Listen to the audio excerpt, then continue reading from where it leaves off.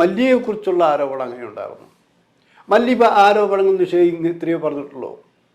എൻ്റെ മക്കളുടെ കാര്യം, ഞാൻ നൊന്ത് പ്രസവിച്ച എൻ്റെ മക്കളുടെ കാര്യം ഞാനല്ലാതെ പിന്നെ വഴിയെ പോകുന്നൊരു നോക്കൂ എന്ന് ചോദിക്കുന്നത്. ഇനിയിപ്പോൾ എനിക്കുള്ള ആരോപണമുണ്ട്, ഞാൻ കഥ കേട്ടു, എന്നോട് ഞാൻ കഥ പറഞ്ഞു എന്നൊക്കെ.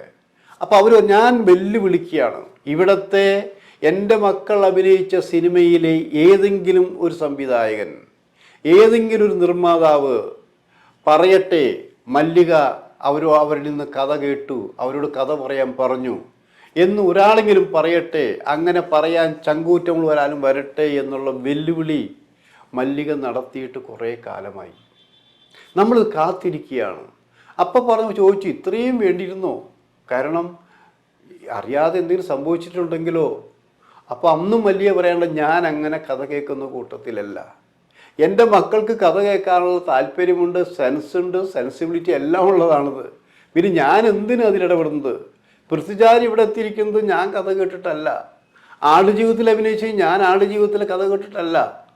പക്ഷെ ആടുജീവിതത്തിലെ ഒരു കഥാപാത്രത്തെ പോലൊരു ഉഗ്രം കഥാപാത്രത്തെ ഇനി പൃഥ്വിരാജിന് കിട്ടുമോ എന്നുള്ള കാര്യം സംശയമാണ് എന്നും പറയുന്നുണ്ട്.